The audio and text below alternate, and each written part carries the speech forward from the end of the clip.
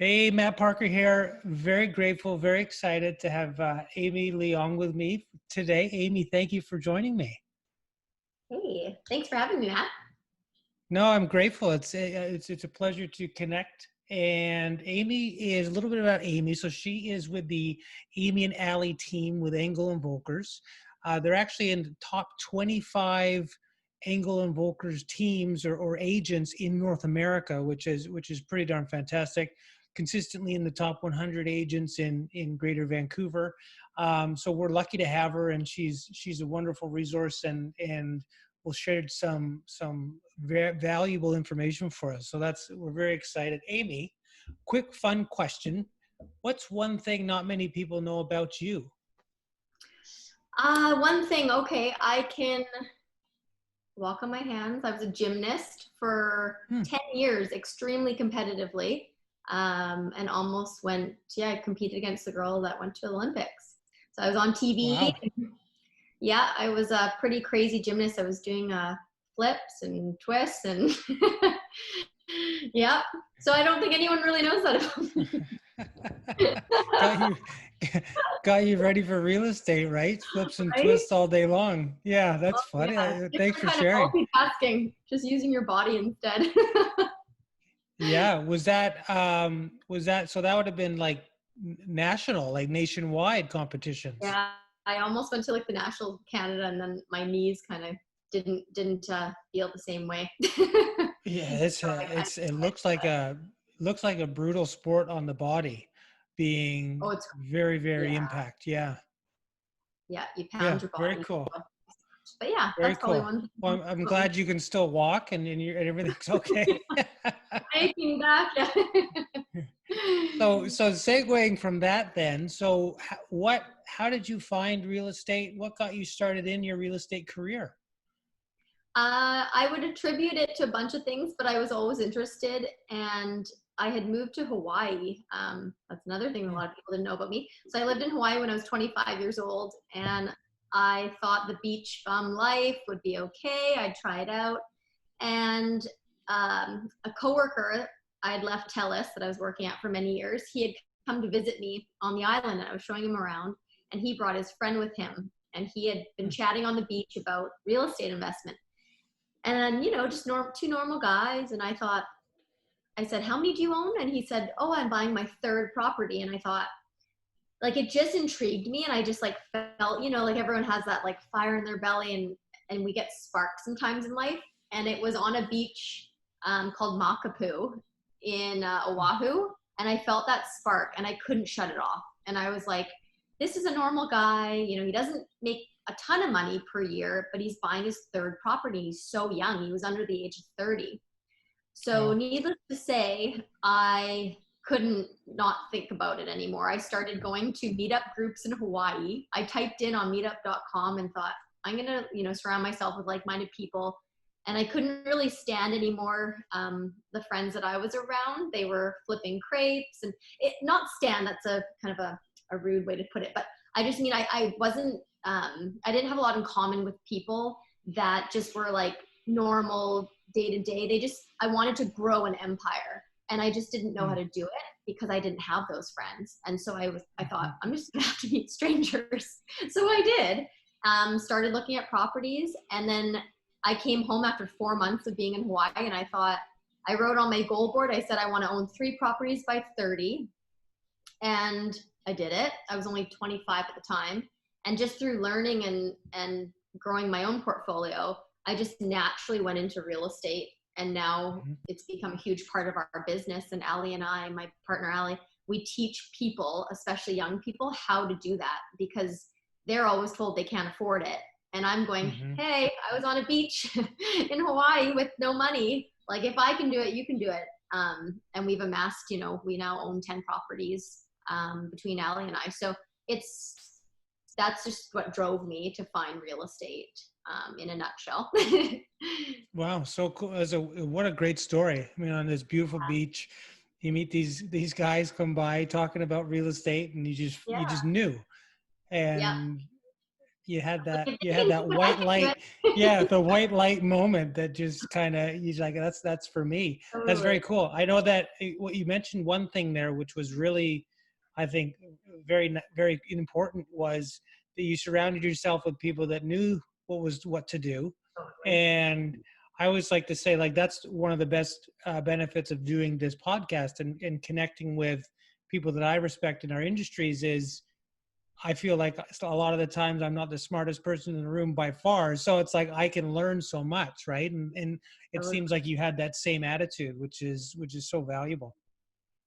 And I think that's a good way to put it, because we're all sponges of information. It's not that we're, no one's less smart than someone else. It's just how much can you Hmm. soak in and then either regurgitate or collaborate. So if you don't have a skill, you're using someone else's and leveraging. So once I learned that, it was easier to grow and to build and feel like you're worthy of it and feel like, Hmm.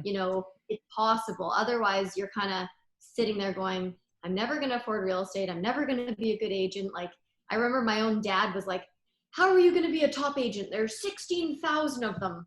And God bless him, because he's my biggest fan today. But I just said, Dad, because I know I can. Like, it never crossed my mind that I couldn't. I would just, every time that came up, I squashed it down and I was like, no, I'm doing this because I know that I'm going to be a good agent because, of XYZ, and I'm not going to stop until I get to the top kind of mentality. That's so cool. So it brings us right into, so what do you love about what you do? What keeps you going? Obviously getting to this level. Yeah. I think it first started with people saying that, like, a few people along the way, and I think all of us have that, is, the feeling that they don't want you to succeed, or that maybe you Mm. can't do it. And that's just been this like burning thing inside me that's kept me going. And Ally and I are very competitive, not with each other, but like we just love it. It's fun, right? To kind of always try to reinvent yourself to get to the next level. And sometimes people will say, well, how do you girls sell so much? Like, we always usually sell 100 homes a year, just the two of us. And for us, it's not about other people. Like, say an average agent does 12 deals a year.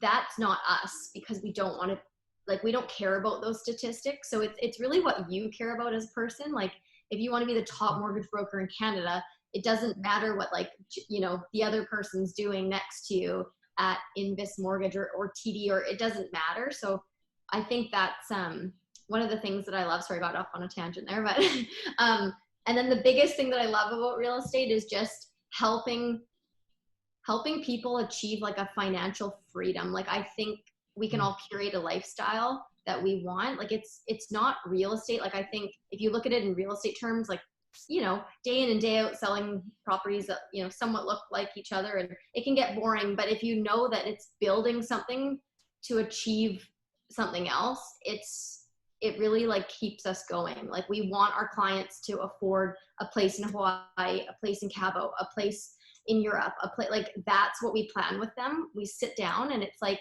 I feel like it's like a chess game, like a giant life chess. Like, you're constantly trying to plan, like, how can they get to their Kitts Solano dream home when they currently live in Surrey, in an up and down suite. Like, that's the stuff that really drives me. I love like those complex things that I can help people with and really simplify it. And that's what I never had, and that's what I've like strived to teach people, is I want to sit down with you and I want to know, like, what, like, even if it sounds ridiculous to own a $3 million house in Kitts, I'm not going to tell you that it's ever ridiculous. Never. I don't care who you, like, what job you have, where you come Hmm. from. I'm going to tell you how to do it, but you have to be the person that does it. And thankfully for our clients, a lot of them have that gusto in them. They want, they're achievers, and we'll help them with their first property and we'll help them with their 10th. So Uh, yeah, no, that's great stuff. I'm a big fan of a gentleman named Donald Miller who has a company called Story Brand. He talks about stories and creating that in just a narrative, and he talks about a lot about like us as the expert or whatever you want to call it. We're just a guide. Like, we're not the hero in the story. they're the hero. They're the ones that are actually going to achieve what they achieve. We can only just, be there side by side and help them get there, which sounds like what you're doing is just, how do we walk this together? And Yeah. then you be the star at the end of the day, which is so cool, right? That's like the best part, I think, is seeing them achieve. Like, it always bugged me when I would see realtor marketing, and I would see their big, Mm-hmm. it would be like the house in black and white in like a tiny square, and then you'd see this big realtor's face on the card, and you're going, this isn't about you, dude. Or lady, like, this isn't, we don't want this, like, they want to see the property. And that's what Ally and I are trying to do with, like, it is about clients winning, and it is about their finances and their retirement funds and, their inheritance money. And it's like, how do you take care of that so well that they just keep on, coming back to us? So. Yeah, I know on your website you have, under the about, you have client love. So I think that just sums it right up, right? It's just love on the client, and Totally. it always comes back tenfold. So Yeah. that's so cool. If you weren't in real estate, do you see yourself, is there anything else that you've wanted to or would love to try, or you just look at it and you go, that would be ideal for me? That's a tough one, because literally I eat, breathe, and sleep real estate. But I would say building, is that allowed in the real estate realm? Because we're currently building a home in a little ski and scout town in BC. That so something like that. I love design, and I love. I'd probably take architecture classes or design classes, so I call it cultural fusion. Like, one day I want to build a house that has, like, Moroccan themed rugs and things from Turkey. And I want to bring, like, everything together into beautiful architecture here, because I think Vancouver's so young, and we have some really, really stunning houses, but I think we could do a lot better.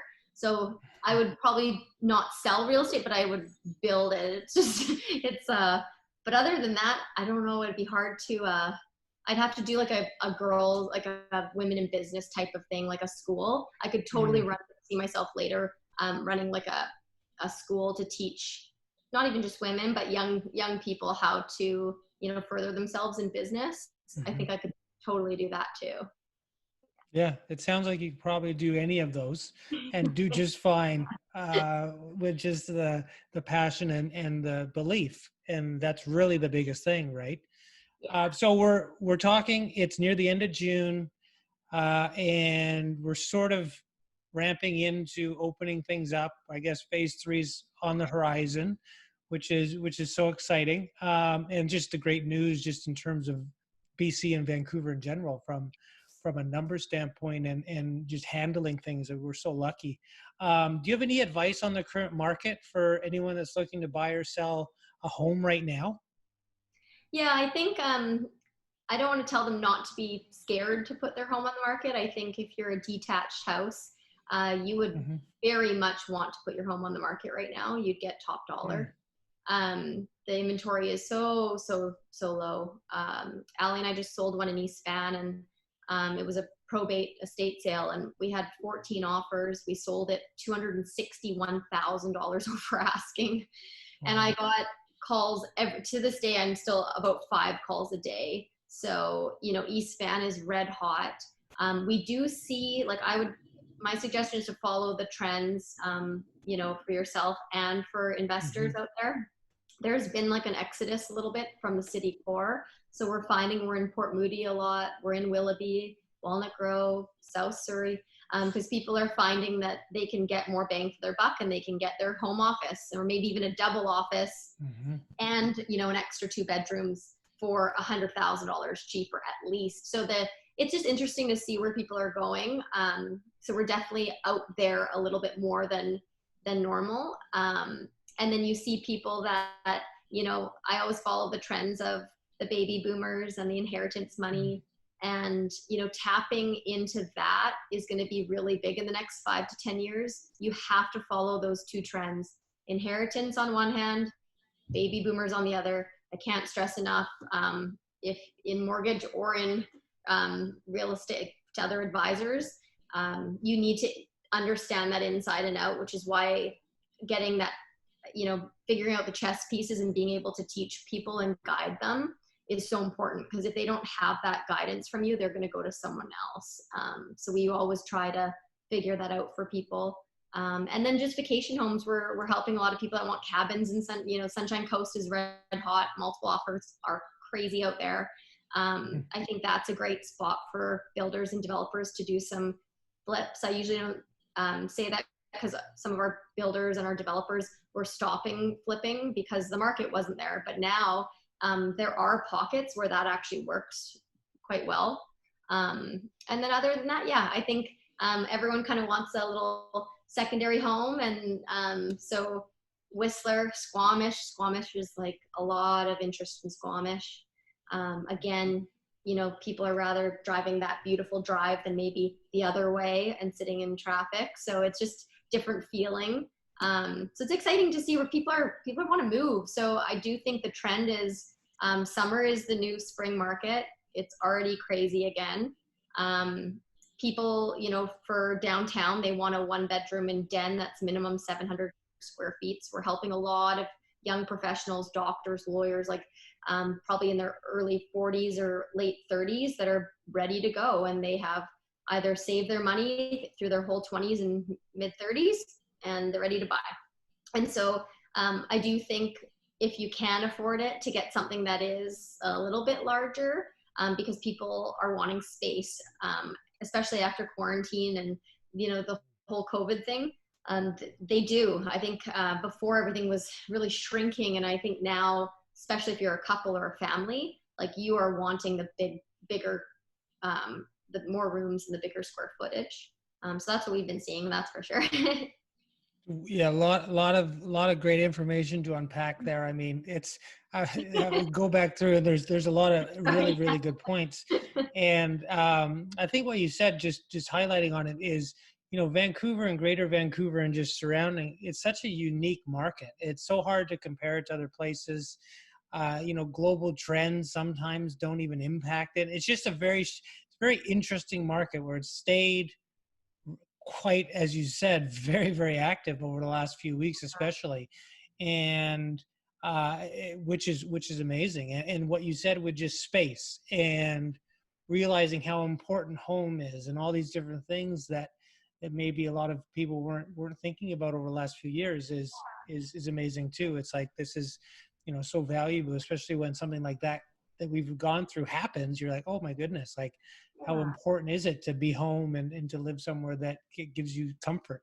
So yeah, thank you for that. I really appreciate that. Really good information. Another thing that we've been seeing is we've been selling a lot of 1-bedrooms, and we've been telling our clients, why, they've made such a big swing up on their 1-beds from, say, if they bought it pre 2015 or pre, before the market went so crazy.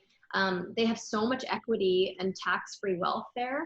So what we've been doing is we've been selling that. They get tons of money in their pocket without any tax. And then they get to upgrade to a 2-bed, which will, for the foreseeable future, the demographic for baby boomers will be there. So we're setting them up again. It's like, okay, 1-bed, tax-free wealth, 2-bed or 3-bed. And then for the baby boomers who will downsize, they're not going to downsize to a 1-bed. I tell you that right now. That's good if you're an investment and you're a tech person and a professional, and those are great in the city core for sure. Always get a 1-bed or anything you can afford in the city core. But the 2-bed for your next move is so smart, because that's where all the developers are going. If you see the trend, they're building 2- and 3-bedroom condos. And I just got an offer on Ally and I have a listing in South Surrey that was a 3-bed. And the people that, came to that 3-bed, I could just see it so clearly. And they were the exact, if I could duplicate them all, they were like each the same demographic. And I was almost, I was kind of staring at them, and they probably thought I was some weirdo. And I was just thinking, you are the future of what is going to happen for these 3-beds, because they don't want stairs. It's like our parents, like my dad's like, there's no way I want stairs. So try to stay away, I would say, from the skinnier townhomes that are tandem.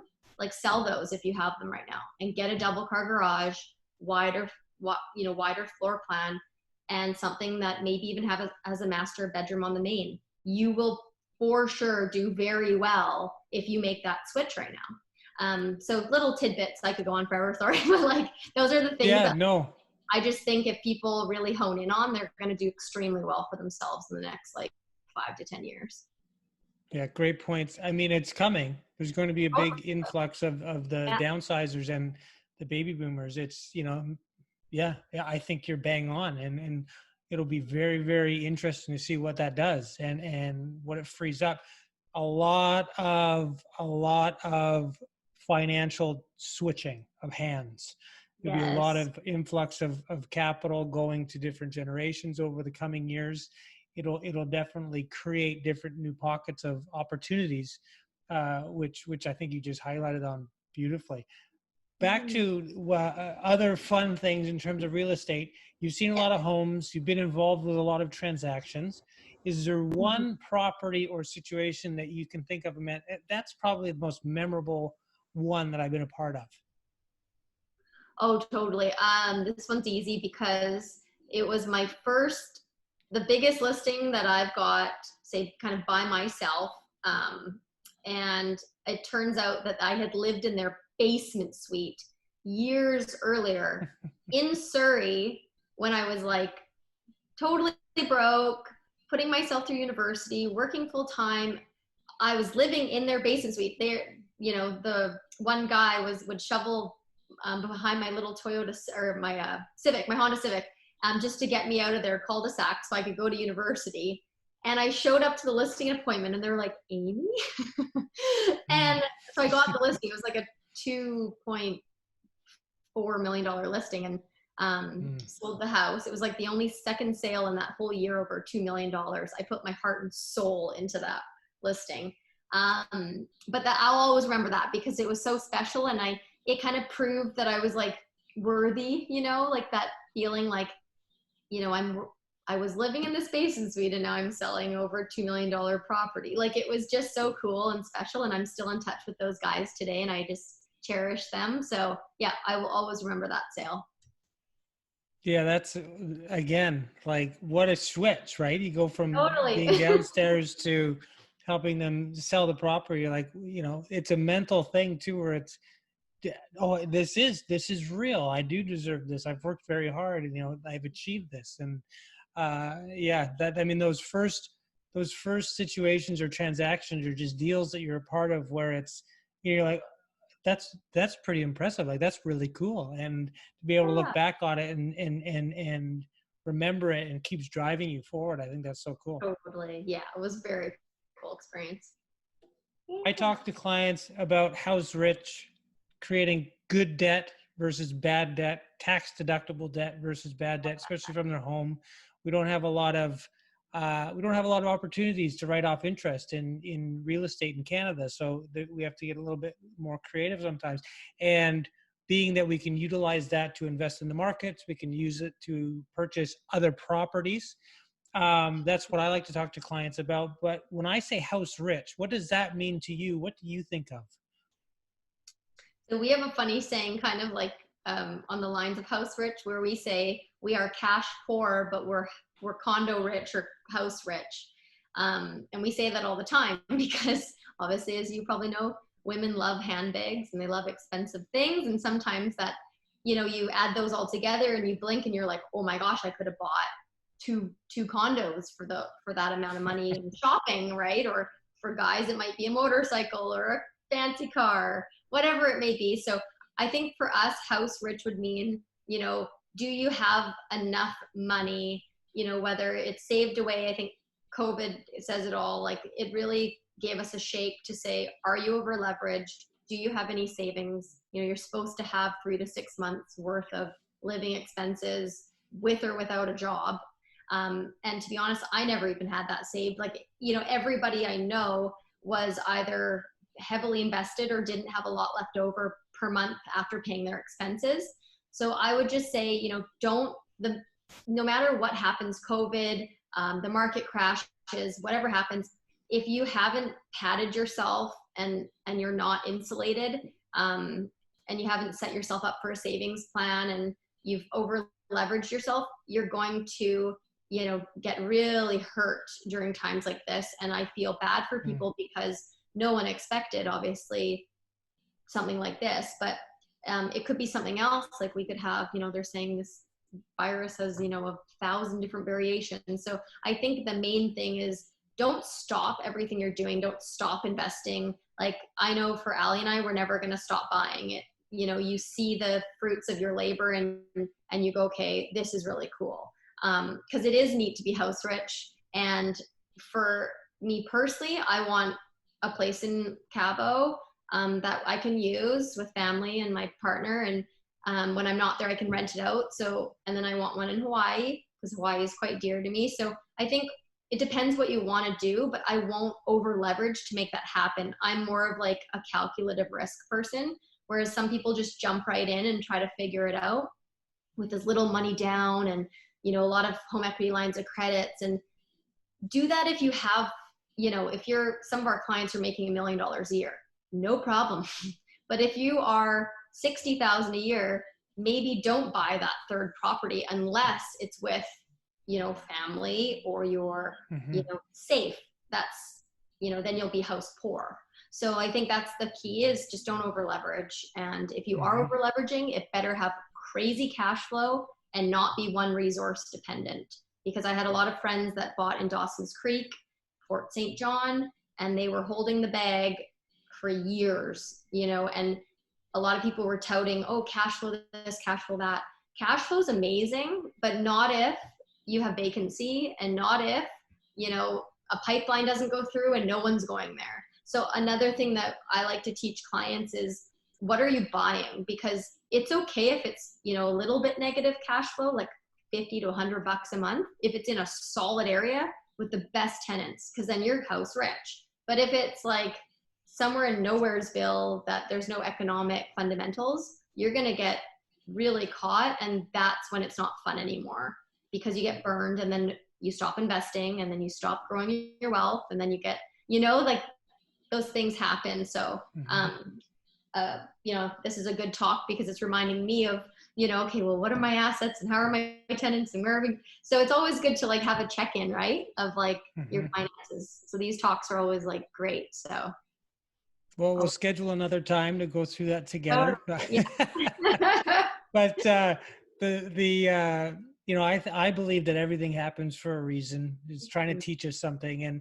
And the good news is, even if you didn't have that situation previously, like 3 to 6 months, you didn't have that, cash flow under control, and didn't have the situation. The good thing is you can start today, and it can just keep going the right direction over the next into the future. So I'm sure a lot of people have learned and hopefully not had to take too much of a hit, but then also just realized that, hey, things are out of my control. I can't control these kinds of things. So let's just be ready for whatever comes our way, and security is so important. So Amy, thank you. Very grateful to have you here. For connecting. I appreciate it. Yeah, no, absolute pleasure. Where would be the best place for anyone that's looking to chat about real estate? Where can they find you? So our website's amyandally.com. They have to use the HTTPS : secure server. But they can book like a consultation with us. And then also on Instagram, it's at Amy Ames with 2 Z's.